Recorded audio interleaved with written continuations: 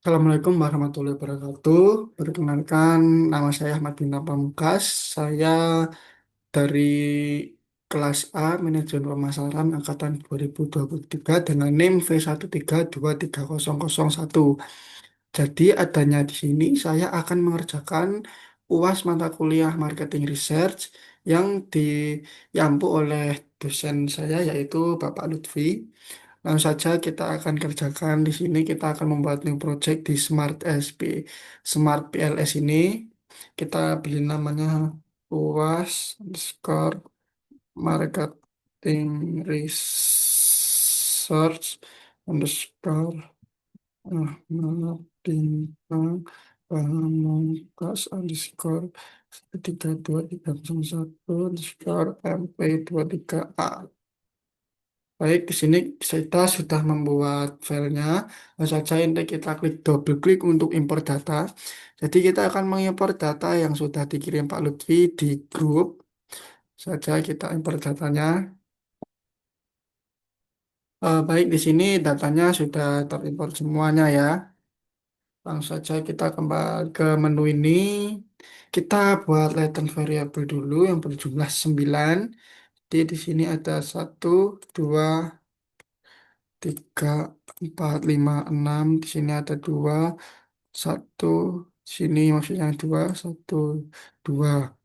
Lalu kita akan rapikannya. Kita klik select. Ini kita klik kanan. Lalu align select elemen left ini kita pilih. Lalu di sini kita shift. Kita pilih ini yang tidak rapi. Klik kanan. Align select, select elemen yang bottom kita pencet. Baik, di sini sudah ya. Selanjutnya kita akan mengganti nama dari latent variabel ini. Yang pertama itu adalah ini. Latent variabel ini akan kita rename menjadi VR quality. Quality saja kita okekan di sini. Yang ini kita klik kanan, rename perceived enjoyment. Perceived enjoy. Lalu kita klik OK saja. Yang ini latent variable 2 kita klik kanan, rename perceived immersion. Immersion. Lalu kita klik OK. Yang ini ketika keempat kita klik kanan perceived usefulness. Kita klik OK lagi. Yang latent variable 4 ini kita rename lagi. Itu adalah perceived cost. Oke, ini kita ganti lagi perceived risk. Oke, ini kita klik kanan lagi, ganti lagi perceived complexity. Oke, yang ini kita ganti lagi jadi perceived value. Value.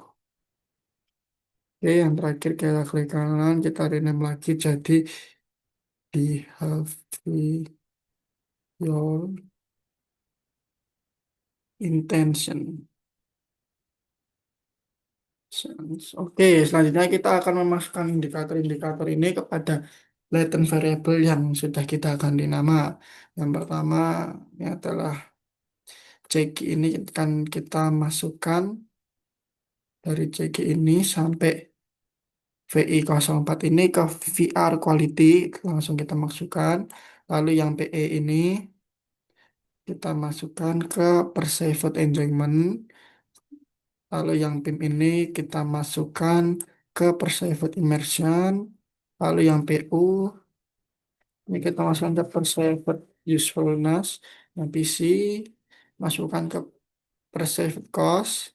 PR kita masukkan ke perceived risk.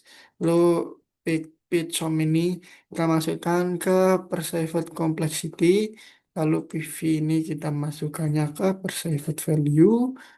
Lalu yang BI ini kita masukkan ke behavior intention. Sisanya tidak perlu kita masukkan karena tidak diperlukan. Ini sudah rapi ya karena semua tulisannya ini enggak nyatu kecuali ini. Akan saya turunkan sedikit. Oke, sudah berpisah. Langsung saja kita konekkan ini satu sama lain. Ini nanti dari yang berwarna merah ini kalau sudah dikonekkan semuanya akan berwarna biru bundar-bundarnya ini atau latent variable-nya ini. Ke sini, ini ke sini, di sini, ini ke sini, ini ke sini, lalu ini ke sini. Nah, ini udah biru semua, langsung saja kita calculate PLS algorithm. Ini kita tidak perlu kita ubah apa-apanya, langsung saja start calculation. Di sini sudah keluar hasilnya, kita langsung saja ke outer loading. Ini yang merah-merah akan kita hapus kecuali yang VR quality ini karena kan VR quality ini sudah signifikan ya, jadi nggak usah kita hapus yang warna merahnya ini. Yang perlu kita hapus adalah ini PC01, Perceived Cost, PE01 sama PIM02. Kita akan hapus. Tadi ada PC01, PC01, kita klik select dulu ininya. Klik kanan, kita delete, lalu ada PE01. Klik kanan, kita delete, lalu ada PIM02 yang terakhir. PIM02, kita klik kanan, lalu kita delete. Selanjutnya kita akan ke calculate, ke PLS algorithm. Inilah saja kita start calculation. Di sini hasilnya itu sudah keluar ya. Terus kita pindah ke sini. Ini indikatornya ini panah-panahnya ini kan mengarahnya itu ke kuning-kuningnya atau ke eh, panahnya ini mengarah ke indikator CQ01 sampai VI04 ini. Nah, nantinya ini akan kita arahkan ke VR quality semua. Caranya gimana? Langsung saja kita select, klik kanan, pilih ini, switch between formative dan selective. Nah, nanti panahnya itu langsung otomatis semua dari yang CQ01 sampai VI04 ini pindah ke VR quality. Lalu kita akan ke calculate, kita bootstrapping. Ini kita tidak perlu mengotak-atiknya, langsung saja start calculation. Ini kita menunggu dulu, lalu sudah finish, ini keluar sudah outputnya. Kita ke outer weeks. Di sini, di sini kita lihat ya p-values-nya ini yang merah-merah akan kita hapus ya, tapi ini yang mengarah ke VR quality aja seperti JG02. Panahnya itu mengarahnya ke VR quality-nya. Jadi akan kita hapus. Jadi ini JG02. Ini Perseverance ini nggak perlu dihapus karena panahnya itu tidak mengarah ke VR quality. Jadi tadi ada JG02, lalu ini ada SG01, SG03, VI03, VI04. Selesai akan kita hapus. Tadi ada JG02, kita delete, lalu ada SG01, kita delete, lalu ada SG03, kita delete, lalu ada VI03, kita delete, VI04, kita delete. Selanjutnya kita akan ke calculate, kita pilih bootstrapping. Nah, di sini kita itu perlu mengganti test type-nya ya dari total jadi one tail. Langsung kita ganti dan kita start calculation. Mungkin di sini sudah keluar outputnya, lalu saya akan langsung saja menjelaskan hasil outputnya di sini. eh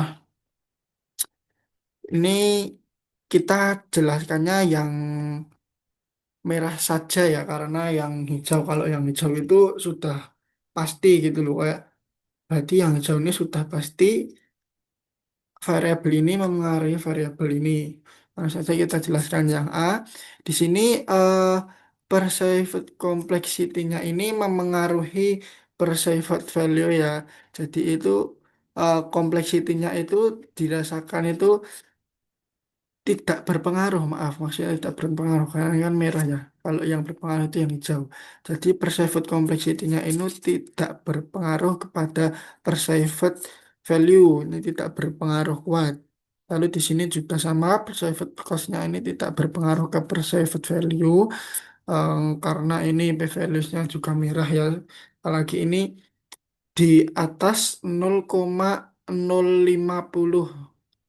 Jadi ini nggak memengaruhi ya atau tidak signifikan. Lalu ini perceived risk-nya ini juga tidak memengaruhi perceived value karena di sini p-values-nya juga masih di atas 0,050. Di sini VR quality itu hampir memengaruhi perceived cost, tapi ya tetap saja tidak memengaruhi. Selanjutnya total indirect effects nih. Ini juga sama seperti yang sebelumnya. Kalau yang hijau itu berarti variabel satu itu memengaruhi variabel dua. Kalau yang merah itu berarti variabel satu itu tidak memengaruhi variabel dua. Lalu di sini ada spesifik indirect ini juga banyak sekali ya yang tidak memengaruhi di sini. Banyak sekali sama seperti tadi juga yang merah berarti tidak memengaruhi, yang hijau berarti memengaruhi. Di sini total efek juga sama seperti tadi, yang merah berarti tidak memengaruhi, yang hijau ini memengaruhi. Eh, untuk kesimpulannya langsung saja, jadi VR quality-nya ini terbukti itu menjadi faktor kunci dalam membentuk pengalaman pengguna itu, jadi kunci itu untuk eh, membentuk pengalaman pengguna yang positif. Terus secara signifikan juga VR quality ini meningkatkan enjoyment, immersion, usefulness. Terus selanjutnya itu tadi akan meningkatkan perceived value dan akhirnya itu mendorong behavioral intention. Baik, itu saja dari saya. Apabila ada salah kata, saya minta maaf. Assalamualaikum warahmatullahi wabarakatuh.